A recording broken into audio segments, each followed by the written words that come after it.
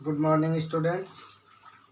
आज मैं आपको पढ़ाऊंगा क्लास 10th और 12 की फिजिक्स में अवतल दर्पण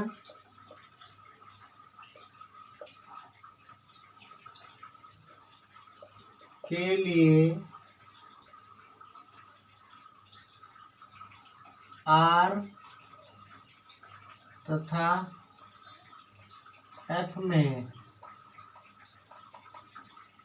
संबंध। ठीक है, रिलेशन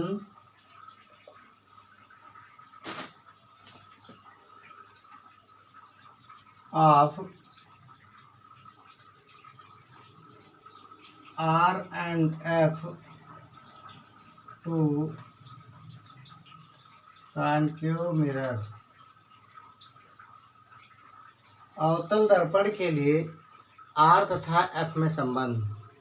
R है दर्पण की वक्रता त्रिज्या एंड F है दर्पण की फोकस दूरी। ठीक है, तो वक्रता त्रिज्या और फोकस दूरी में संबंध क्या होता है। ठीक है, तो इसके लिए सबसे पहले हम क्या करेंगे, फिगर ड्रा करेंगे। ये आपका हो गया अवतल दर्पण। ठीक है, ये हो गया अवतल दर्पण का ध्रुव और ये हो गया वक्रता केंद्र और इसके बीच में होगा इसका मुख्य फोकस बिंदु F। ठीक है, मान लीजिए कोई किरण मुख्य अक्ष के समांतर आ रही है और अवतल दर्पण के किसी बिंदु A पर पड़ रही है। ठीक है, तो जो किरण मुख्य अक्ष के समांतर आती है वह परावर्तन के पश्चात मुख्य फोकस बिंदु F से होकर के सीधे निकल जाती है। इसके पहले वाले लेक्चर में मैंने आपको पढ़ाया था।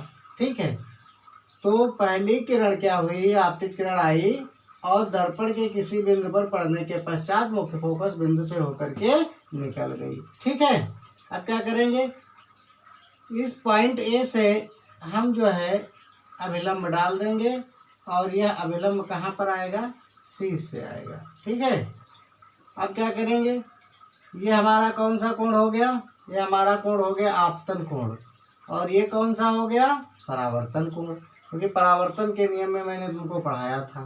ठीक है, अब देखिए सॉल्व करना हम स्टार्ट करेंगे। ध्यान से देखिए क्या लिखेंगे, परावर्तन के नियम से, परावर्तन के नियम से आपतन कोण को I से डिनोट किया जाता था और परावर्तन कोण को R से डिनोट किया जाता था। ठीक है, तो परावर्तन के नियम से क्या होगा, परावर्तन का नियम होता है आपतन कोण सदैव परावर्तन कोण के इक्वल होता है। मतलब angle I is equal to angle R, मैंने आपको पढ़ाया था आपतन कोण परावर्तन कोण के बराबर होता है। तो आपतन कोण आपका है कौन सा, ठीक है, इसको यदि हम बिंदु क्या डाल दें, इसको A डाल दें और इसको B डाल दें। ठीक है, तो आपतन कोण क्या हो जाएगा, ABC, angle ABC equal to क्या हो जाएगा, एंगल परावर्तन ये आपका है ना, तो एंगल हो जाएगा CBF, CB और F हो जाएगा। ठीक, इसके बाद क्या करेंगे, ये तो दोनों परावर्तन के नियम से एंगल बराबर हो गए।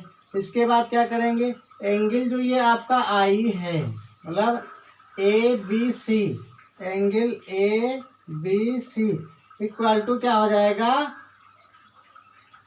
एंगल BCF, एंगल BCF हो जाएगा। क्यों, क्योंकि ये एकांतर कोण है। जब किन्हीं दो समांतर रेखाओं को एक तिर्यक रेखा काटती है तो बने एकांतर अंतः कोण आपस में बराबर होते हैं। तो ये दो समांतर रेखाएं हैं और BC तिर्यक रेखा इन्हें क्या करती है, प्रच्छेदित करती है। तो दोनों ये एंगल क्या हो जाएंगे, इक्वल हो जाएंगे। ठीक, तो angle ABC is equal to angle BCF हो जाएगा। ठीक, अब देखिए इस एंगल के इक्वल ये एंगल है और इसके इक्वल ये है। इसका कहने का मतलब हुआ ये तीनों एंगल एक दूसरे के क्या हैं, बराबर हैं। तो हम क्या देखेंगे, तो हम त्रिभुज देखेंगे सी बी एफ में एंगल ये वाला और एंगल ये वाला क्या हो जाएगा, बराबर हो जाएगा। देखिए B C F, angle B C F equal to क्या हो जाएगा, angle C B F, angle C B F. ठीक, अब ये दोनों एंगल बराबर हो जाएंगे तो इनके सामने वाली भुजाएं भी बराबर हो जाएंगी। तो हो जाएगा C F, C F is equal to क्या हो जाएगा, बी एफ हो जाएगा।